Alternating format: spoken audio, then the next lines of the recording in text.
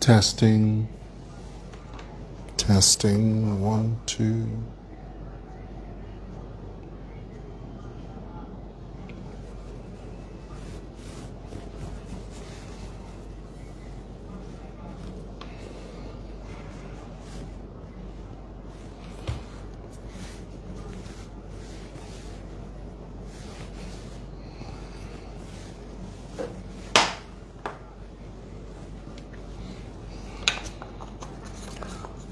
Testing. Oh, are we on? Oh, goodness. Guys, are we on? Oh, my goodness. Hello? Are we on? Oh,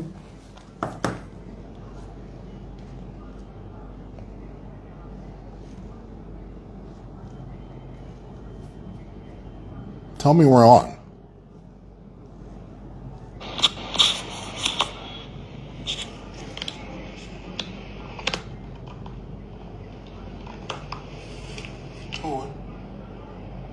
Are we on?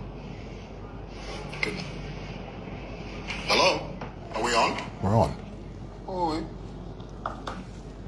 Okay. Hope you guys didn't see me. I was putting on some powder on my face. That's what we do because, you know, they say this you don't want it to be too shiny. So you sort of, I don't think you guys saw that. Guys, do me a favor. Jump on here real quick. Let's get the show on the road. I have 2 devices, and I'm over here at 8585 Simon Mwewa Lane here at Simoson Building. Yes, we are. Mike says we never saw the brush and the, yeah, I'm glad. I was powdering my face. That would have been embarrassing. Let me just let me double check here because I want to read some of your comments as I go through this. Okay, just give me a second here. I just want to read your comments. The last thing you ever want, and this is the last thing you want, is to go live and you think you're talking and you think you're doing your thing and you're not. Okay, a few comments. How's it? Like your style, thank her. We're on. Who's that? Lotson Cash says you're on time. I'm glad. Thank you so much. Let me center myself. Someone said to me the other day, there's too much headroom between the ceiling and my head. There's just way too much real estate there. And I agree. The only thing, though, is that if I lower the camera, it means I'm looking down into the lens. And how many people know that that is one of the most unflattering looks on camera is for the camera to be pointing up at you while you look down into the lens. It's awful. It's terrible. You know, it makes me look like the Pillsbury Doughboy, for goodness sake. Give me a break. I'm not doing that. Okay, I would rather contend with the real estate up here than to have you look at my double chin and start commenting about my chin. I'm not doing that. It's true. Guys, by the way, before we get into it, I just read a story, a terrible story. A young girl, 19 years old, in Chipata. Now, everybody knows that about Chipata. I mean, they're not terribly bright. Okay, I mean, you know, their elevators don't go all the way up to the top floor. Sorry to say, that's just the nature of who they are. Okay, guys, that's a bit of tribal cousin there. It's a bit of tribal banterism there. If you're not a Zambian and you don't know what you're not aware of the banter, the playful banter that exists between my tribe and the people of Chipata, none of this will make sense to you. Okay, so just relax. We're fine.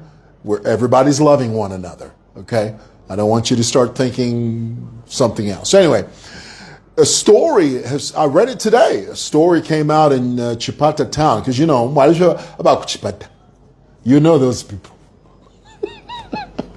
This young girl, 19 years old, is leaving a nightclub. In Chipata town, there's a nightclub, wait for it, called Blue Gums Nightclub.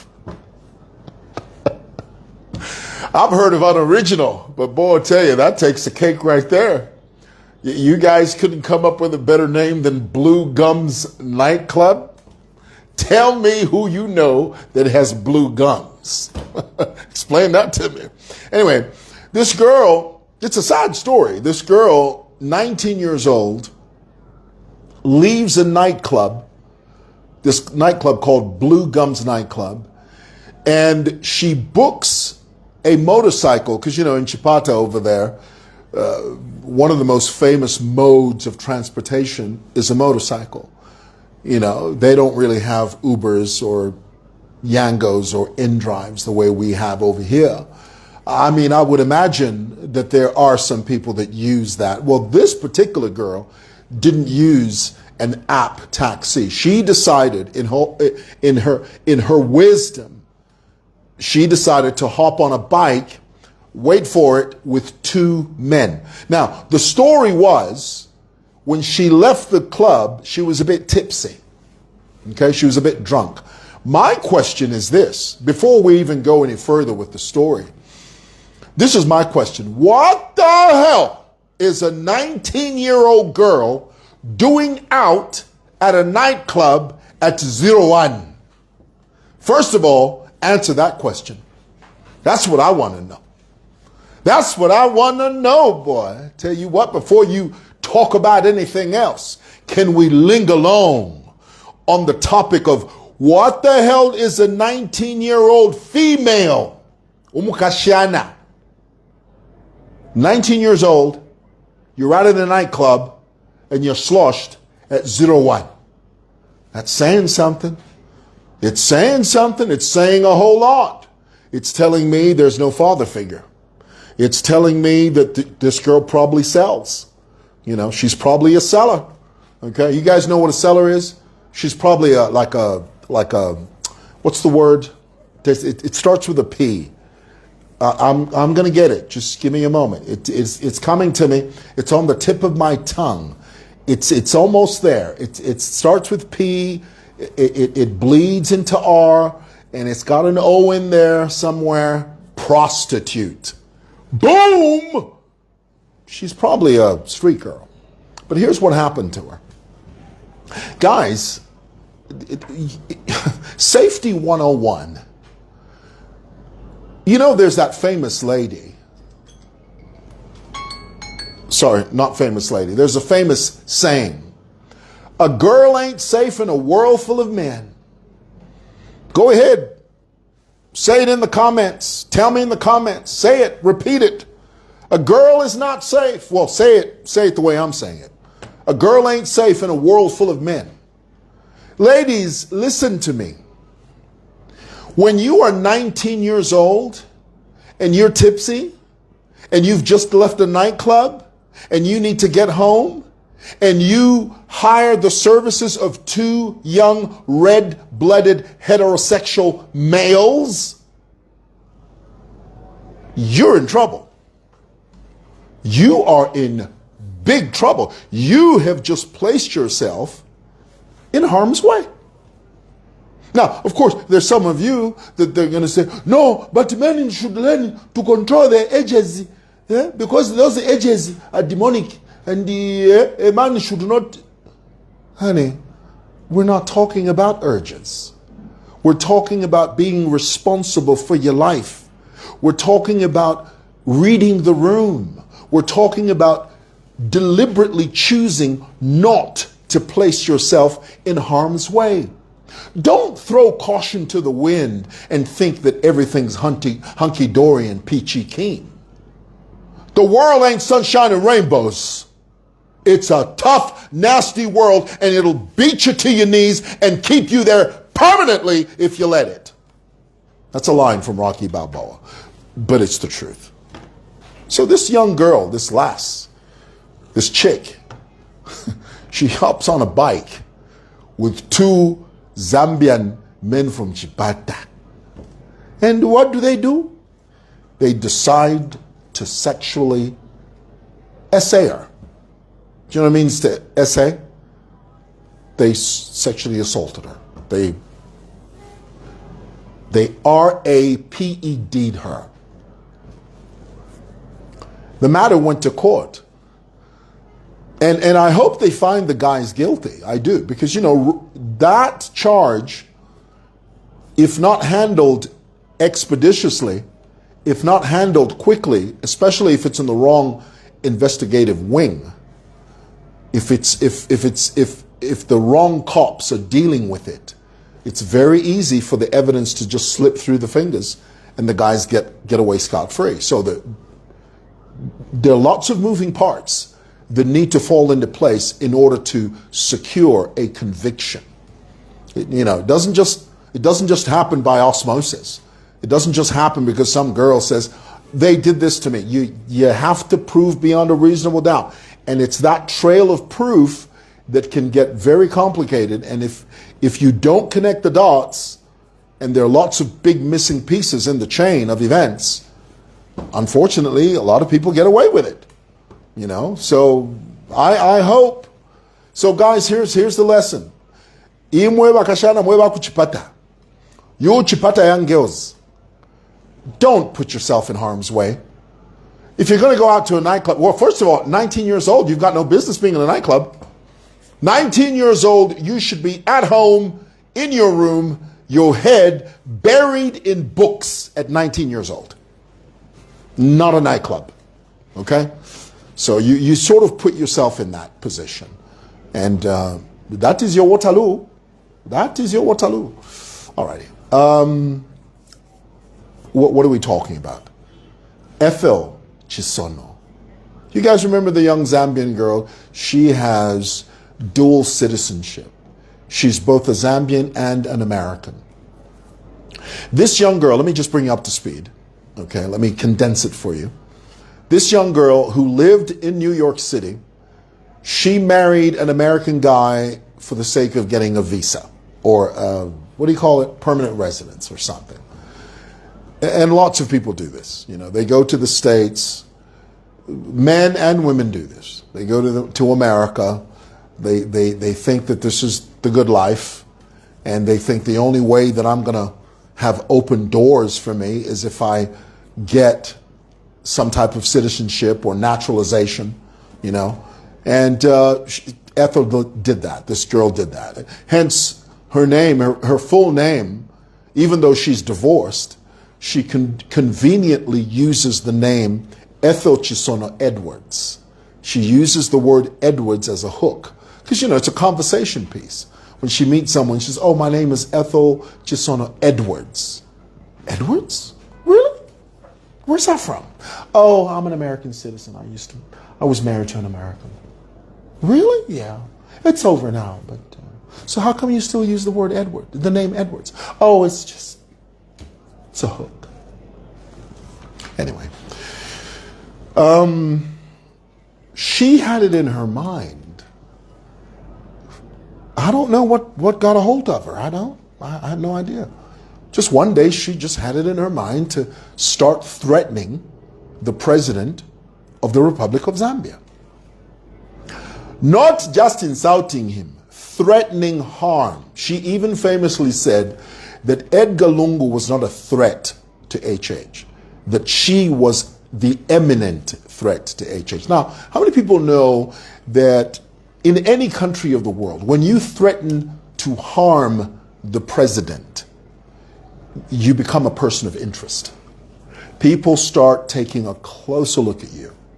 It's just, that's the way it is. Because any harm that comes to any head of state, that harm, especially if it's detrimental, it changes the trajectory of that country. When John F. Kennedy was assassinated and Lyndon B. Johnson took over, things changed because leadership changes. So it's never a good idea. For those of you that are trying to trivialize it, there is nothing trivial about Ethel Chisono's utterances. Say that again. Just repeat that in the comments for me, please, just for clarity. There is nothing trivial about Ethel Chisono's utterances. When you threaten harm to a sitting head of state, when you say, I'm going to harm you, I'm going to hurt you, I'm going to do this, that, and the other, I'm going to do thus and so, etc., you become a person of interest. Go to America there and threaten harm against Donald Trump. You'll see what they'll do to you. Bwana, FBI, CIA will be knocking at your door, saying, kuti tuambelati ufuna kuchita chani, bwera kuno iwe first, bwera kuno. Imirapa first up. Niwe ndani first. They're going to want to know what you had for breakfast, when you were born, and where you went to school. So it's a big deal. My point is it's a problem. Okay? So Ethel Chisono somehow thought that she was immune, and she would constantly go on Facebook and say, I don't care, I'm going to do this, that, and the other, not knowing that she's building a case against herself. What does she do? And this is what I find amusing about. It's one thing if you are genuinely in exile. I think that's a completely different kettle of fish. I think that if you speak against a government or an administration constructively, and they still have it out for you, and you seek asylum somewhere else, that's not so bad. That's what I believe. I don't think it's a bad thing for a person to seek exile if they feel threatened for simply providing checks and balances. It's a different thing when you are breaking the law. When you start making outlandish statements, when you start talking about the armed forces and you don't really have total and complete proof about the armed forces, and you start making outlandish statements about the head of state, and you have no proof, and you're just talking, you're putting yourself in harm's way. But there are people who leave a country and they seek refuge somewhere else, and they are legitimate asylum seekers. There are people like that. But it's a completely different thing when all you do is use this medium to utter threats against a sitting head of state, clearly stating that you're going to harm a leader of an administration, of a country. That becomes a problem, and you can easily be arrested for that. Not just here, anywhere. Go to America and try that. So Ethel, she found herself in that problem, and I always tell Zambians, these guys who live in America and England, the people that trash Zambia, not constructive criticism, they trash it. They plan, they scheme harm against the head of state, any head of state. I always tell them, one day you will come back to Zambia. It may not be in this administration, but you'll come back. The very country you speak against, you'll come back to this country. All these young girls in England, all those chaps, Lily Lunatic Mutambo, boss lady, brass lady, whatever her name is, all those guys, they are coming back to Zambia. You know why? Because this is their country. This is their country of origin. Where they are just second-class citizens. And that's the truth. They can point out all they want. They can talk about, because Ethel famously said, if I come back to Zambia and I'm arrested, the whole American government is going to rise and come and break me out of prison. In Donald Trump's America? Can you imagine Donald Trump's aide whispering in Donald Trump's ear, Mr. President, one of our citizens has just been arrested.